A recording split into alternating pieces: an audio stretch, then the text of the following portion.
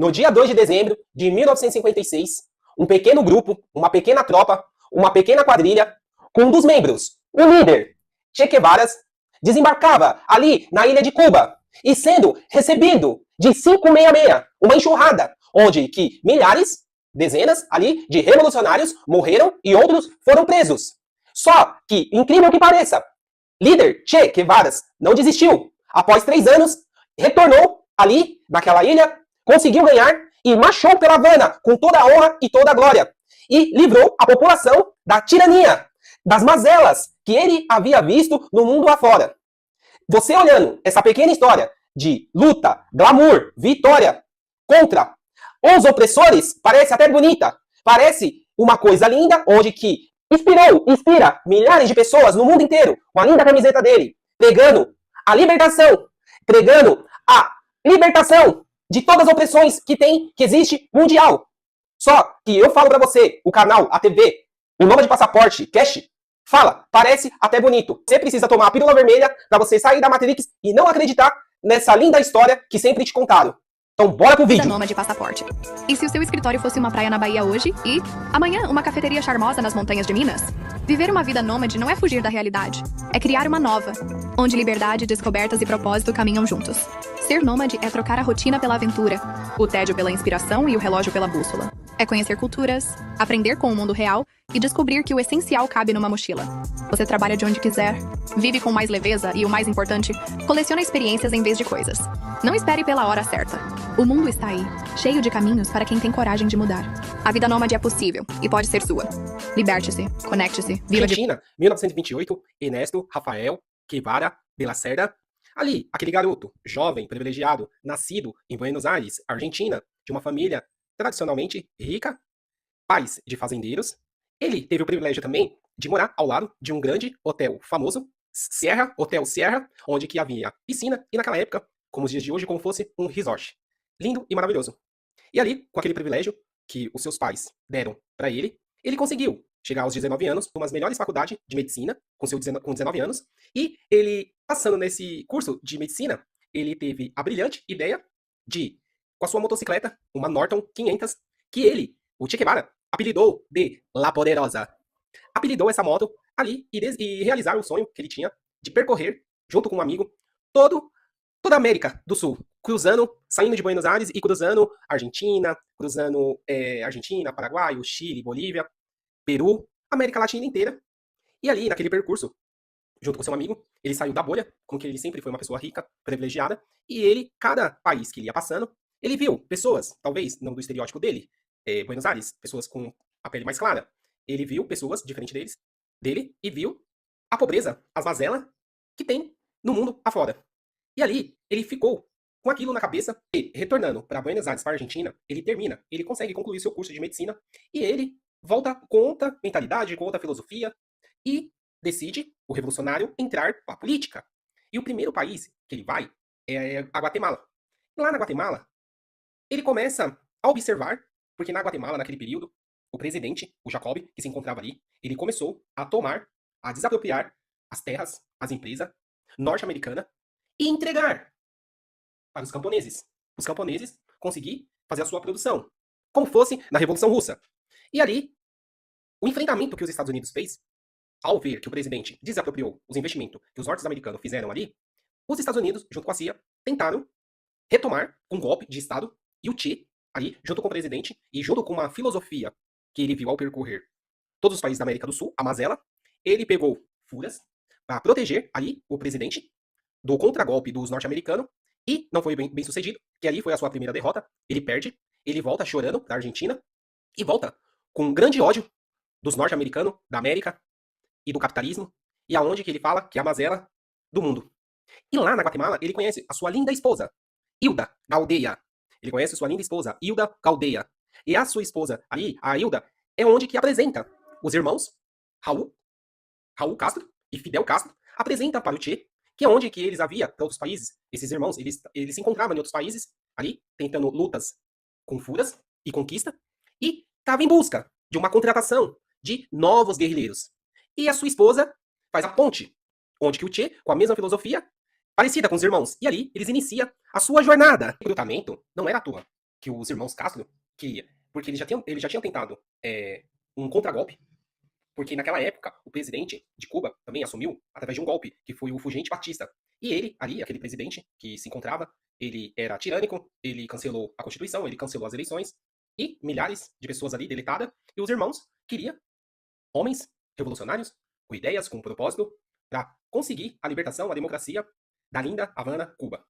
E ali, eles conseguiram recrutar por volta de 79 a 80 homens, um deles era o Fidel, eles embarcaram naquele iate, onde que apelidaram aquele iate de Granama. Apelidaram o iate de Granama. E ali, naquele iate, ao desembarcar, aqueles 79 homens revolucionários, junto com Che e os irmãos Castro, Raul e Fidel, foram recebidos a balas e foram recebidos a 556, ali, com vários furas do exército do Fulgente Batista. E eles teve uma grande perca, uma grande baixa, perderam. Muitos homens ali foram presos, muitos homens ali foram deletados.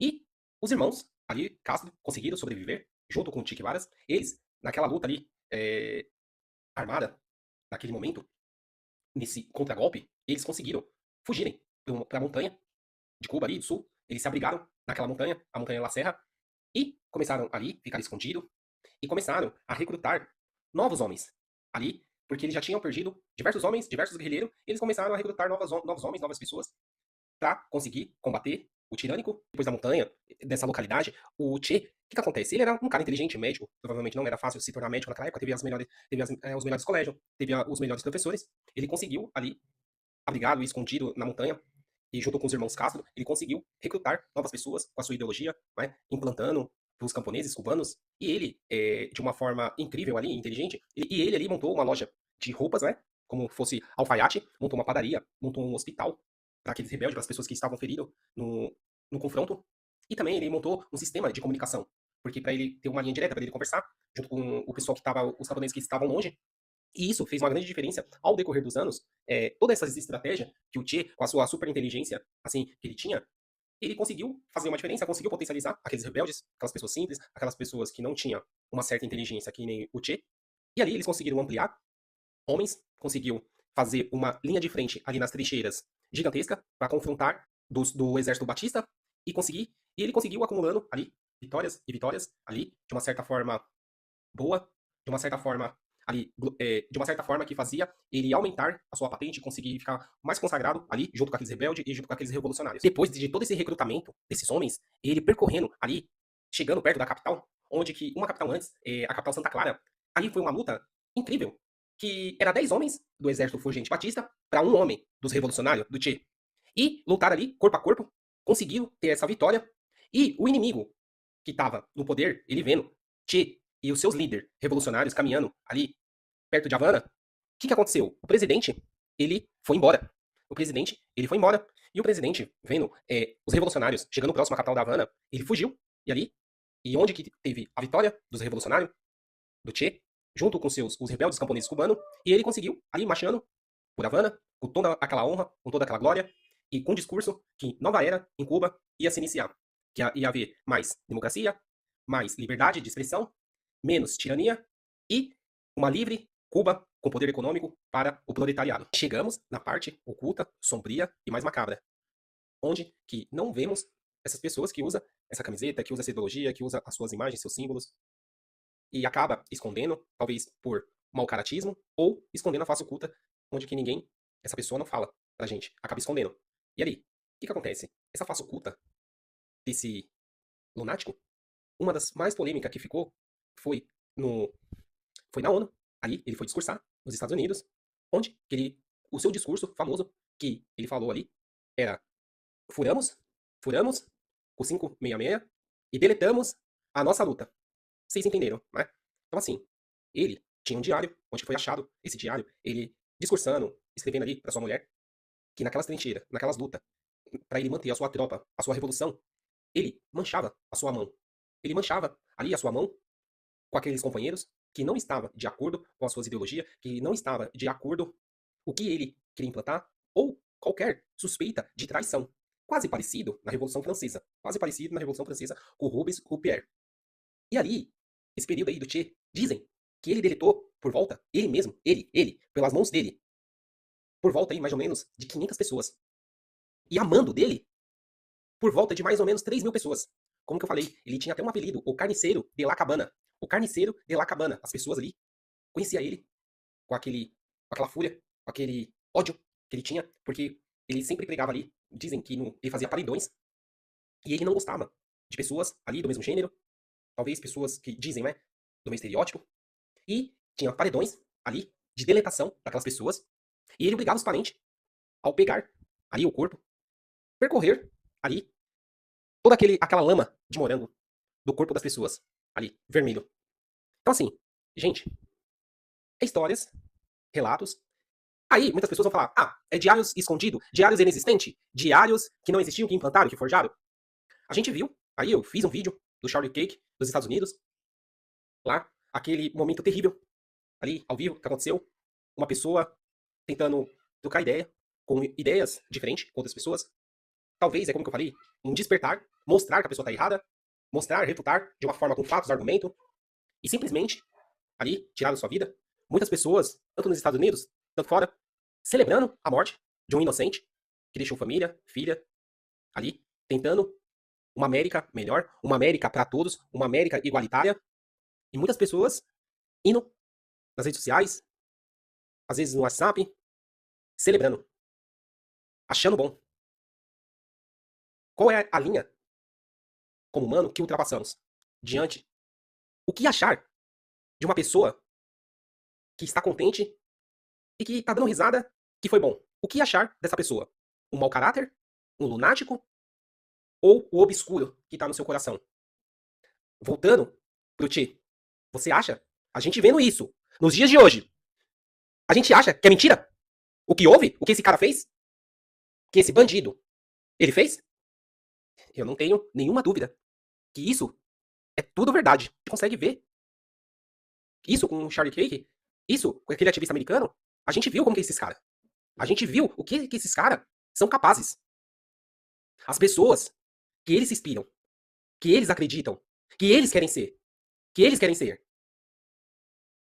Então assim, gente, um resumo aí do Che Guevara, aquela coisa, quando você vê alguém com símbolos, porque ele até saiu na New York Times, né? Saiu em muitos programas, as pessoas fizeram ele de um popstar, mas não conta, talvez, a verdadeira história. Aquilo, o obscuro, o lado sombrio. E assim, a gente tá vendo aqui no Brasil, aquela perseguição, parabéns aos grandes empresariados, de não compactuar, não ser cúmplice com pessoas que trabalham na sua empresa e tá celebrando isso, cara, que aconteceu com ele. Estão sendo mandados embora, estão demitindo, porque é o correto, é o justo. E não tem como uma pessoa fazer parte do quadro de funcionários da sua empresa com essa mentalidade. Porque até um perigo para você e para os demais. Quando ela não conseguir produzir ali, ela não conseguir executar o seu trabalho e ter uma demissão e agir com esses atos extremistas. Então, um breve resumo aí da história do Che Guevara, o lado sombrio. Se ficou faltando alguma coisa, alguém deixa aí nos comentários e vamos sempre bater esse papo pra gente ir lá no profundo, pra gente ver os dias atuais aqui no Brasil que a gente está vivendo. Deus abençoe.